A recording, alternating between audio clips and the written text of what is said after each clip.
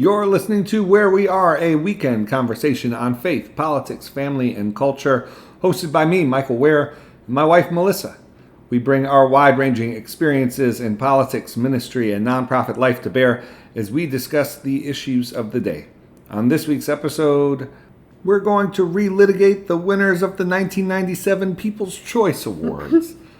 No, I'm just kidding. We're going to talk about the Trump trial. You're listening to Where We Are.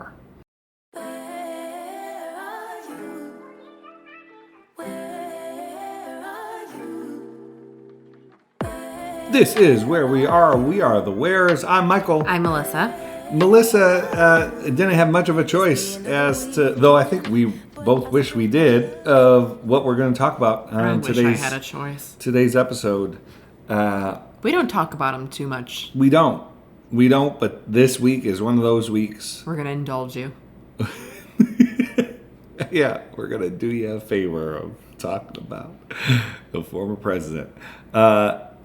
We spent a day in the sun. We were out at the Baltimore Italian Festival. Yeah, it's held in Little Italy in Baltimore, and it's so cute. And it reminds me so much of Buffalo. Reminds me so much of Buffalo. And I just love it so much. Put me in a really old bingo hall with a plate of pasta, and it's my second favorite place on the planet behind a German Christmas market. Yeah, no, it was great. There's like this tent of like 4 Italian women over the age of 75 making pizzelles. And cannoli. That is just like This is what one life of the is wonders about. of the world. Yeah, the eighth wonder, yes. So we had a good day. We're a little sun-fried, and what better state to be in than to talk about the legal travails. Oh, that transition was like a work of art. Pretty good. Wow. Legal travails of our former president, which, because he's a former president and because he's the Republican nominee for the presumptive Republican nominee for president, really his legal travails are our legal travails. So let's talk about it first. Just give us a lay of the land. So I'll address where we are. Ooh. Wow. Yeah. You're on fire tonight. I'm crushing it. So on Friday, a jury of his peers unanimously found former President Donald Trump to be guilty on 34 felony counts related to the falsification of business documents.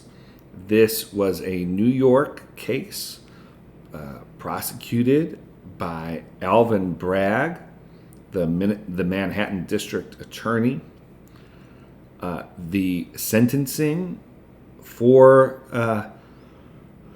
this case will take place on July 11th, just days before the Republican convention. At least as the current plan, it is very likely, and the Trump camp has said that they will file an appeal, and for reasons we'll talk about, it's quite possible that the appeal will be successful. But it is fair to say, it is factual to say at this point that former President Donald Trump is a convicted felon. Now, just a reminder of the details of this case, and I do have to say, hide your wife, hide your kids. This case, unfortunately, involves coarse material, we should say. And we know that we have some younger folks who listen, so. Yeah, and I'll keep it as G-rated as possible. But in the closing weeks of the 2016 campaign,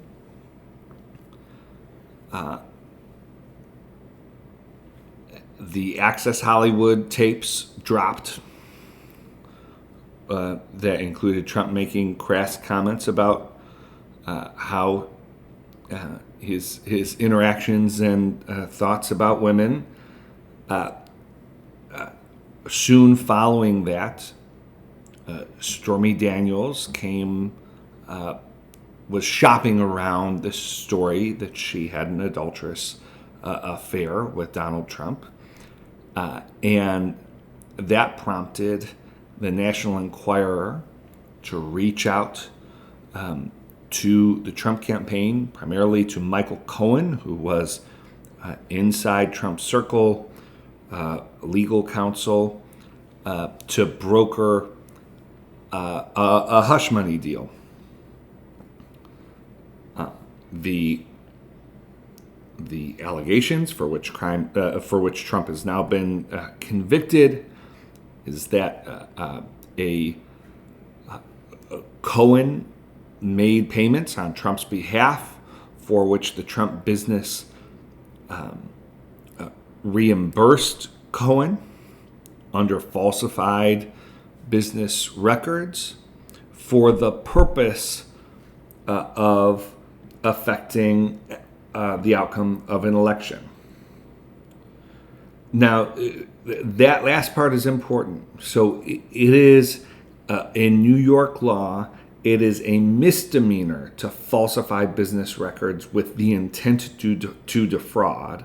What makes these felony accounts is the district attorney, Alvin Bragg, successfully argued to this jury that falsification of business records was done for the purpose of concealing another crime. That other crime is the violation of New York election law about conspiring to promote or prevent the election of any person to a public office by unlawful means. That is the basic structure of this case. Melissa, is there anything you want to add or anything you want to sort of point out about the basic sort of facts of the case?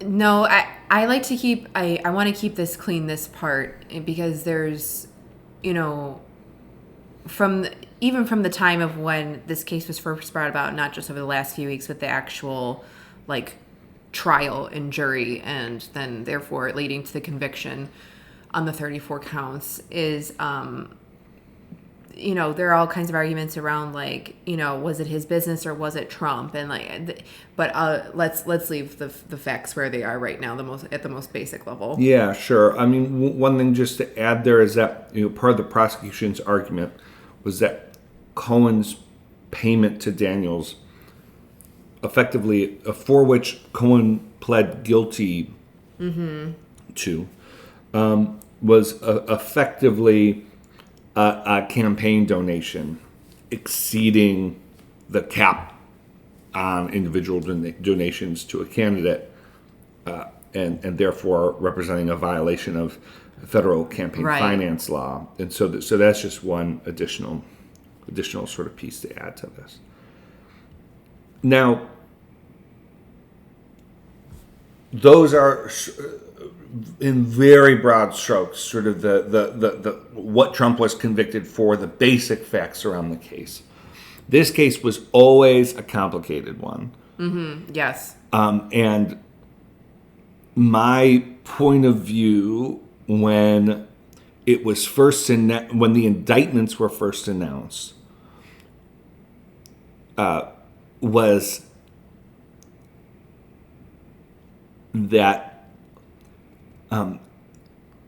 this, from a political perspective,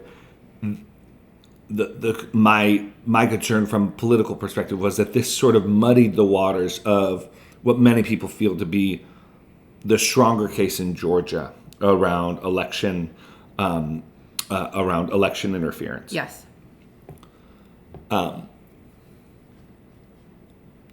Bragg's case was and is a novel one, and this has been well arbitrated. So this is just part of this is really important. There's a lot going on here, and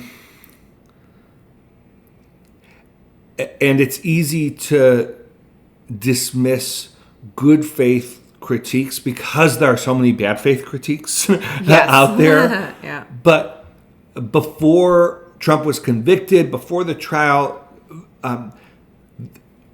people across the political spectrum raised concerns about this case based on a number of things, including the novelty of the charge, which is not to say just because something is novel doesn't mean that it's not just permissible, but lawful and a correct reading of the law. But part of what makes this case interesting is that in order for it to be a felony, the falsification of business records has to be in violation of another law.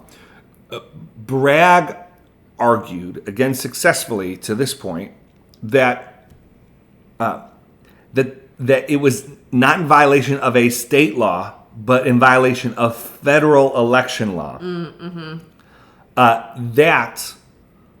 That specific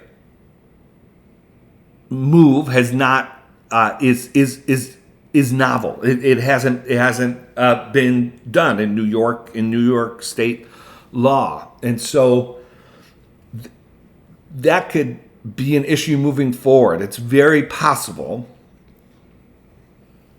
that through appeal,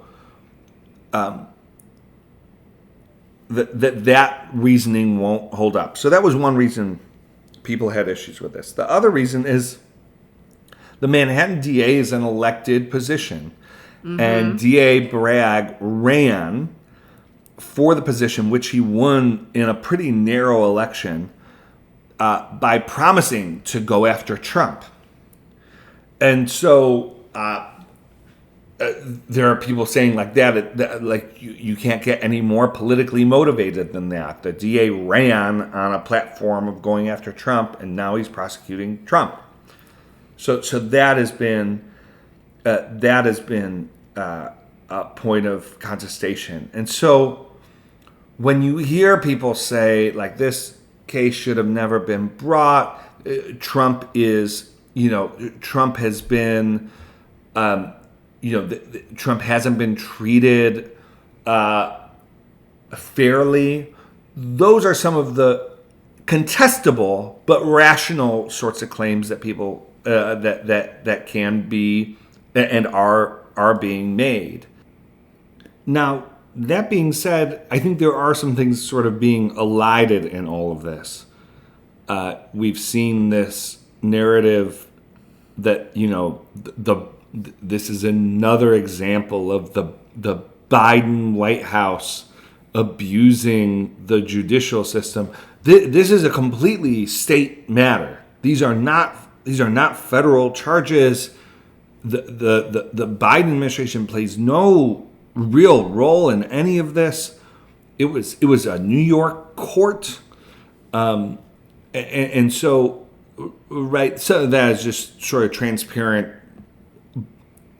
buffoonery. The other thing that's being elided here is that this is a jury.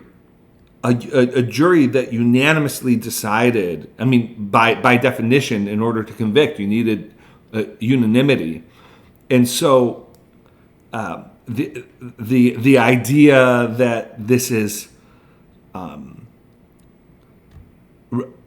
regardless of whether the prosecutor had his sights set on Trump, which just like.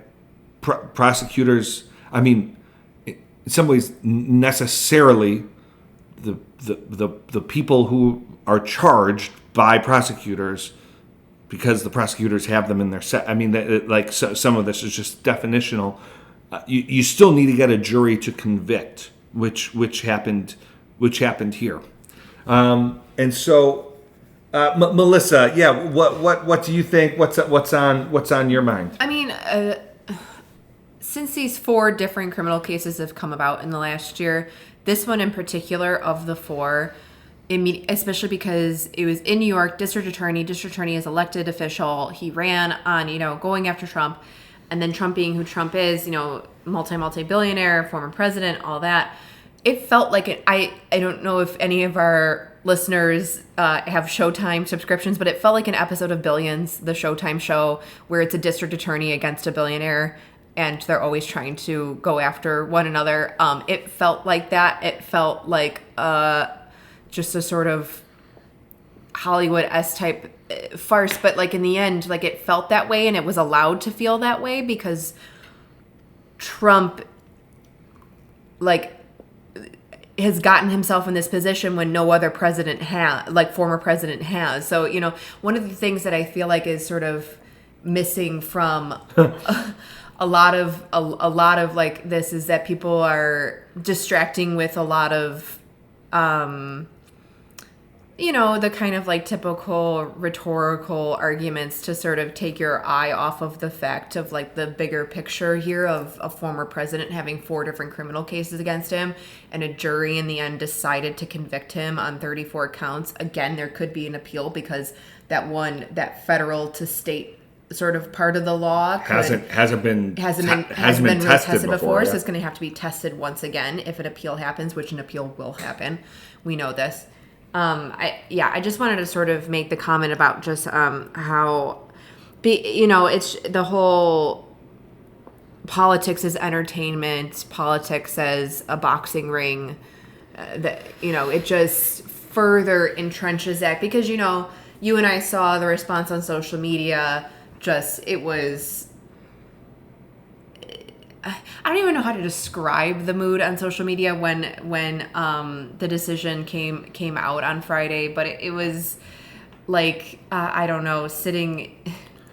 It was like it veered from like comical jubilation, yes, to the transparently farcical play acting of persecution. I don't think that's gonna make like a T-shirt anytime, but. You know, there was it was kind of, there were these folks were joking about, you know, their MSNBC watching parents and are crying in jubilation. Crying in jubilation and, you know, have cleared their calendars for the night. And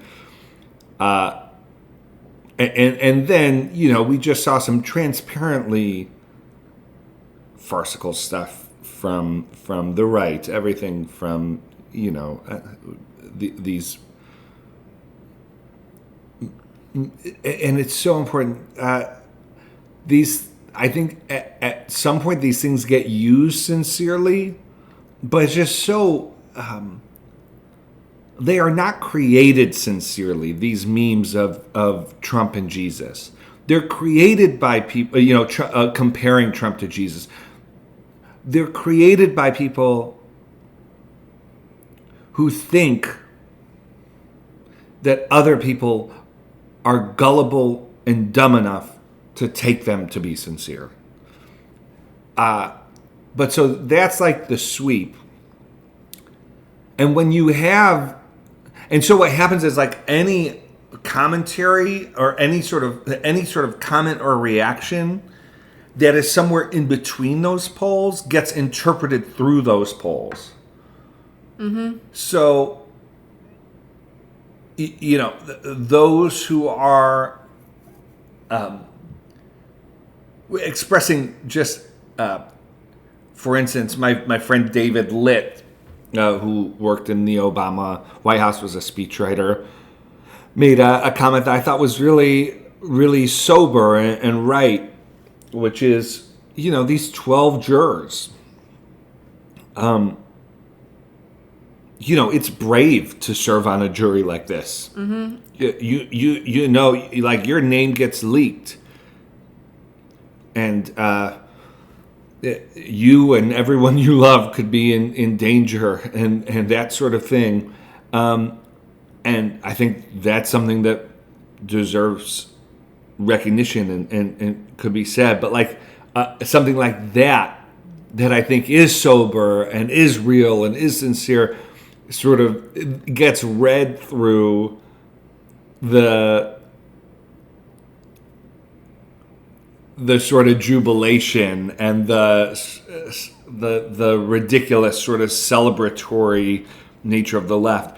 And then, you know, if you raise any sort of concerns about the consequences of this being successful, of what this might mean down the road, that gets read through, oh, so like Trump is Jesus now, or, that kind of thing. When actually, I do think this scenario offers up a really broad set of good faith reactions. Like, I think it's totally fair to say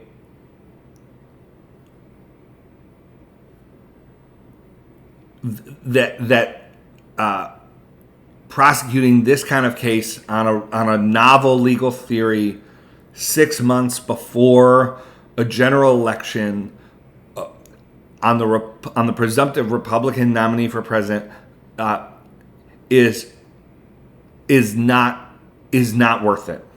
And this was essentially what Mitt Romney said. Mitt Romney said, he said a number of things, but one of them was, he said, if I would have pardoned Trump right away. Susan Collins, the senator from Maine, who's generally,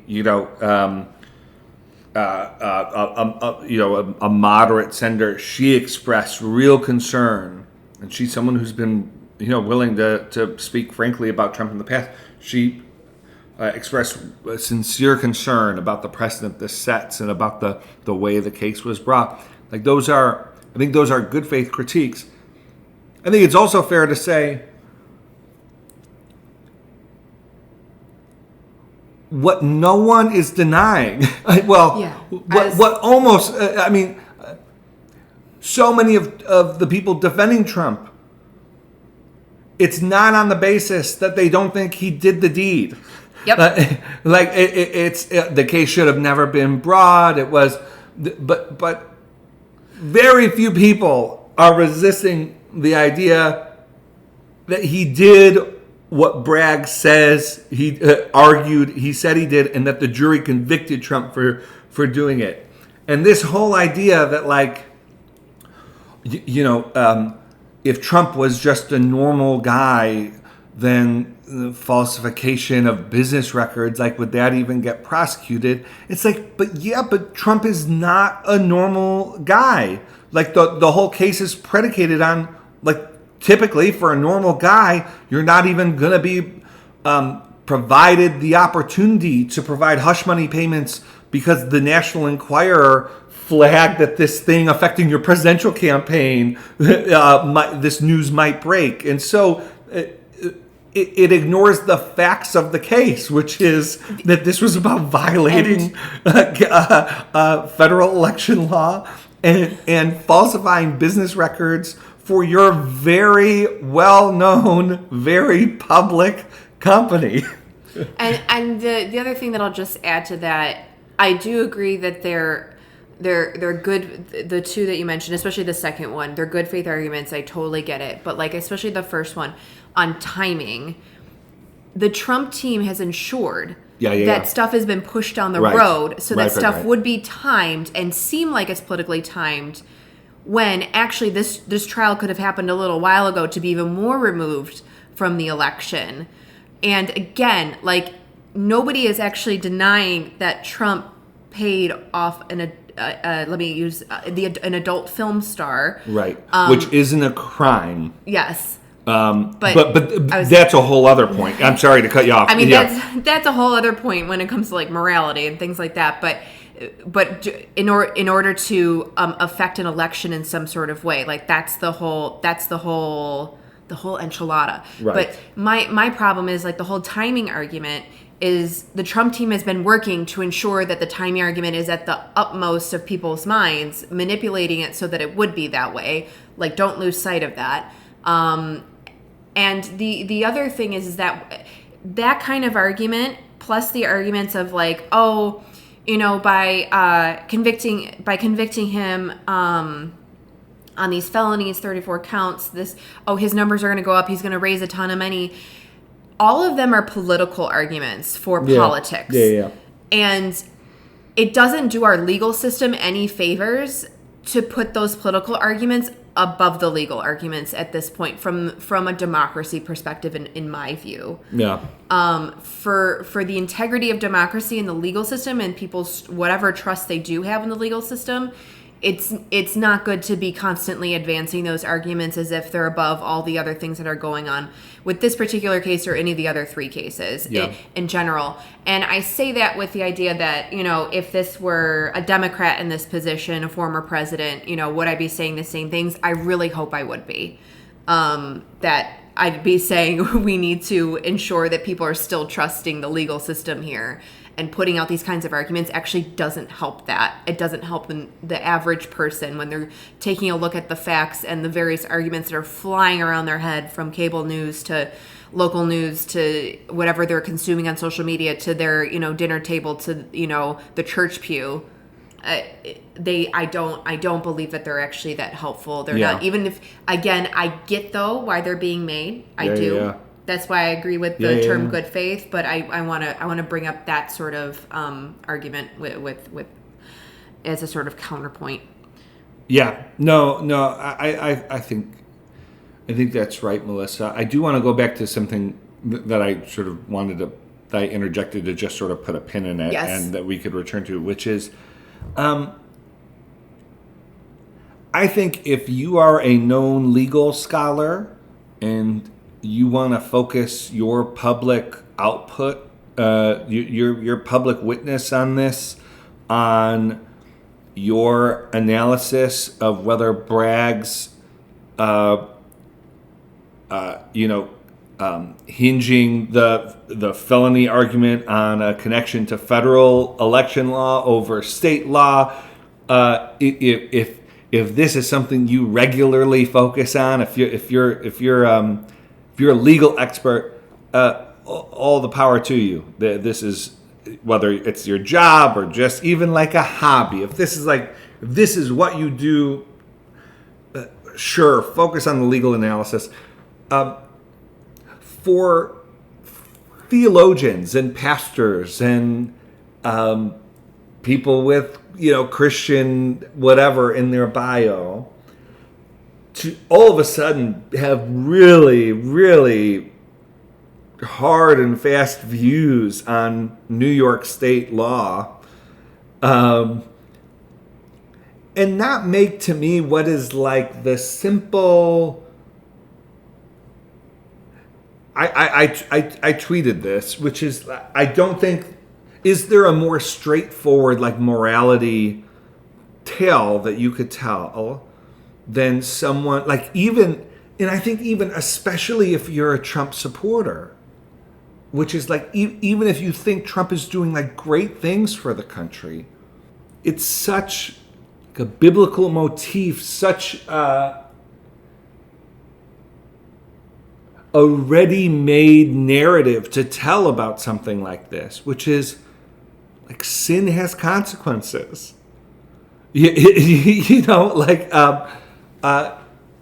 Trump would never be. Bragg could have never brought the charges. Trump would never be sitting in front of a jury. None of this would have happened had he not committed adultery and sought to use the money he'd accumulated to pay to keep that a secret, falsifying business records to do so. So I'm again, if you're a legal scholar and you have a calling to really be focusing on New York state law and these kinds of things, and if that's what you feel qualified to do, I understand. And there are folks. I'm not saying only lawyers should make that argument. It's like, if this is the kind of thing that you would make in any other circumstances, the kind of argument you'd make in any other set of circumstances, go, have at it. But when I'm seeing like pastors in my feed who all of a sudden, have these very like very developed views on legal theory and the political consequences of all this, but aren't finding the time to say sin has consequences, regardless, whatever opening the DA did take, it was an opening that Trump made himself by his own actions, by his own choices. Yes. That seems like something important to be said. And it's interesting. I'm seeing, you watch the cable commentary and there are all these qualifications and like all these. Now, look, like I was just watching a commentator, I think on CNN earlier today, who was saying, "Now look, I have no problems with the adultery. I have no. Just to be clear, I don't want to, I don't want to go out of my. I don't want to be misinterpreted here. The adultery's fine, and I'm even okay. I understand why someone would pay someone to keep it quiet. And from a legal perspective, that's true. It's important for Christians to not have what is legal as their base moral criteria. And the fact that this very temporal, fleeting moment is leading so many Christians to publicly give the impression that what Trump did okay, and like what made this case possible is okay. It just seems to me completely inconsistent with what the evangelical and what the I'll stick to evangelicals in this case. What the evangelical voice would be in any similar case. Any similar case, and if it didn't involve the Republican presumptive nominee, this would be a sermon illustration. So yeah, completely agree with you here, and I think that's one of the most important points over the last few days for Christians specifically, especially for Christian leaders, to be thinking about when it comes to these particular matters that are both political and legal, that we as Christians, we have another lens through which we look at things like this in our lives. Yeah. Melissa, we're going to see where, if there's an appeal, if there is an appeal, if the appeal process, takes place before the election, what the appeal process does to conviction, which I don't think we've said this on the podcast, very plausibly could include jail time. Yes. But so we'll see how that goes. I do have real concerns about how this is going to be at least perceived to provide cover for politicization of the legal system and the pressure. I mean, we're already seeing it, the pressure that's being put on Republican governors and Republican officials to sort of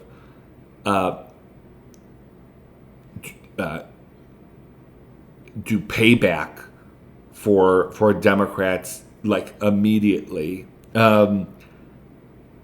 Even if it's not justified by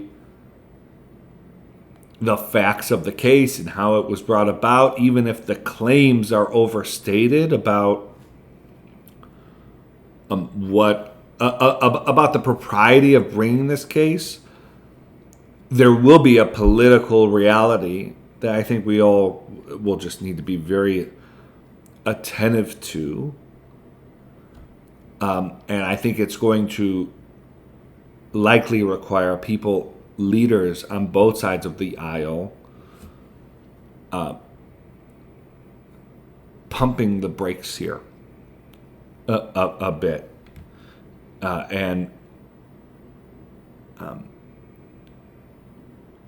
establishing some real guardrails and saying no to some of the things that their constituents might be asking of them when it comes to using legal and political authority to punish political adversaries. That turn has been how quickly and how easily and how lightly I think some people have gone to admitting that as a plausible or even desirable future is disturbing, and that's the thing that that worries me most about what has transpired this week. Yeah. Let's end it there, right? Yeah, let's All right. end it there. Thanks for joining us this week. Thanks for listening. Hope you have a great rest of your Sunday. Thanks for listening to Where We Are. Bye.